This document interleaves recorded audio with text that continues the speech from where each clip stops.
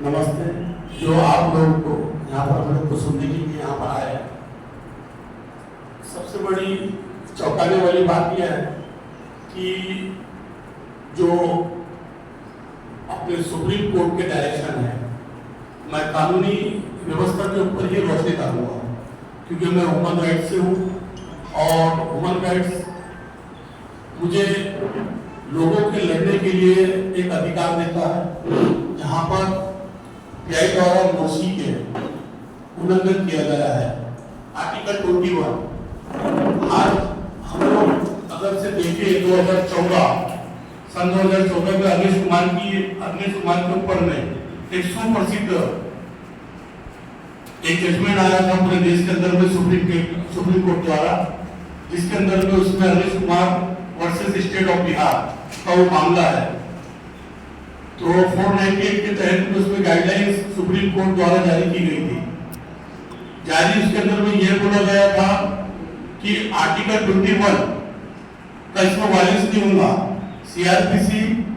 41A के तहत के अंदर में अगर असंज्ञ अपराध है, नॉन कॉग्निजेबल ऑफेंस है, तो उसके अंदर में उनको बुला के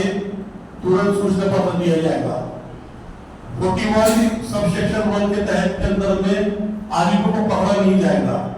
सिर्फ उसके अंदर में उसको सूचना पत्र देकर छोड़ा जाएगा। लेकिन यहाँ पर सुप्रीम कोर्ट के आदेश की धज्जियां उड़ाई गई है। कई पुलिस अधिकारियों को अनिश कुमार की गाइडलाइंस का और डीके बसु की गाइडलाइंस के जजमेंट का हवाला देते हुए मालूमात नहीं है लोगों को। देश में कहीं ऐसे अधिकारी हैं जिनके द्वारा हर तरीके से वायलेंस होते रह रहा है आर्टिकल 21 का, क्योंकि अपने आप में स्वतंत्रता का अधिकार देता है। कई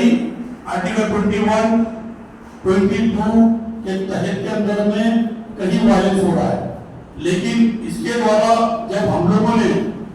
पीआई के अगेंस्ट में हम लोग जब ग्रामीण एसपी साहब से मिले, तो एक चौंकाने वाली बात हमारे सामने में आई कि एसपी साहब को बीएनएस कायदे का कुछ मालूमात नहीं है। एसपी साहब को पुरानी सीआरपीसी, जो भूतपूर्व में सीआरपीसी हुआ करती थी, आर्टिकल सबसेक्शन 41A के तहत में उनको नोटिस के बारे में मालूमात नहीं है। मैंने उनको पूछा कि सीआरपीसी 41A क्या है, तो आई डोंट नो। एक class 1 officer, SP, superintendent of police commissioner को ये सब चीजें मालूमात नहीं है, और अपने जूनियर को पूछते हैं कि बीएनएस जो भूतपूर्व में 498A थी, आज वर्तमान काल में बीएनएस है, यानी भारतीय न्याय संहिता सेक्शन 85। तो इसमें वो अपने जूनियर को पूछते हैं कि 85 में हम गिरफ्तार कर सकते हैं, नहीं कर सकते आरोपियों को।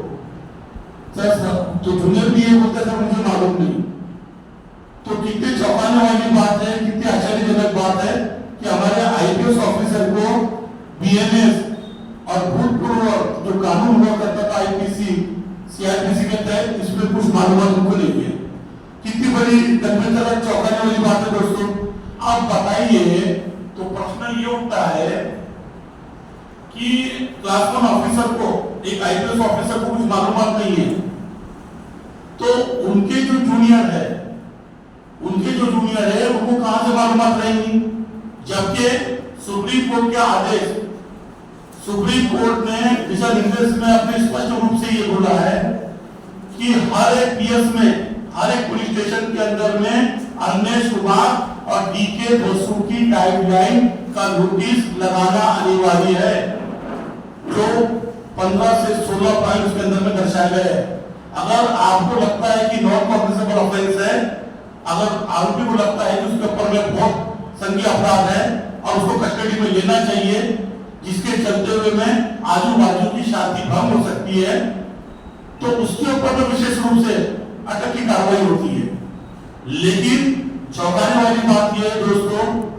कि इसके अंदर में हमारे धर्मगुरु, हमारे मुस्लिम धर्मगुरु से आते हैं, हमारे काजी साहब, इमामुद्दीन काजी साहब, इनके ऊपर में कोई ऐसे संगीन अपराध उन्हें नहीं है। और जो आपके पास में जो जो 498 जो पहले हुआ करती थी, आज BNS 85 के तहत में जो कार्रवाई हुई है विकास आने के ऊपर में, जो आपके समक्ष में बैठा हुआ लड़का, उसको आप यकीन नहीं मानोगे, आप यकीन नहीं मानोगे, PI साहब ने ये दोनों को कपड़े उतार के लागत में रखा है, कपड़े पूरे उतार के लागत में रात भर रखे इनको, जबकि CCTV फुटेज है वहां पर अंदर में। यही रमेश कुमार की गाइडलाइंस, यही DK बसु की गाइडलाइन के हिसाब से सुप्रीम कोर्ट ने अपने आदेश में यह भी लिखा था कि देश के हर पुलिस स्टेशन के अंदर में CCTV फुटेज लगाए जाएंगे,